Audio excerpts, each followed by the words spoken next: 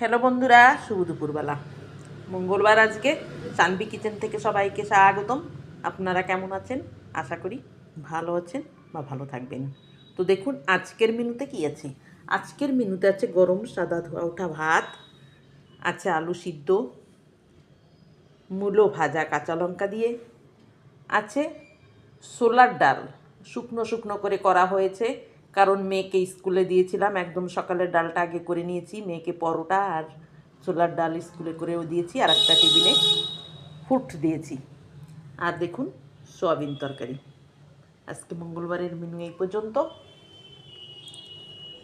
আর hotel থেকে আসছে এই তিনটা, একটা আছে পোলাও ভাত, একটা আছে পুরি, একটা আছে সাম্বার। এগুলো তো আমি খাবো না, এগুলো মেয়ে আর আমার হাজব্যান্ড খাবে, আমি সাদা খাবো। হাজব্যান্ড তো সকালে খেয়ে আসছে, দুপুরবেলা আমি ঘরে যা রান্না করছি তাই খাবে। মেয়ে আমার বিকেলবেলা এসে পোলাও ভাতটা খেয়ে নেবে, পোলাও ভাত ওর ভীষণ ভালো লাগে।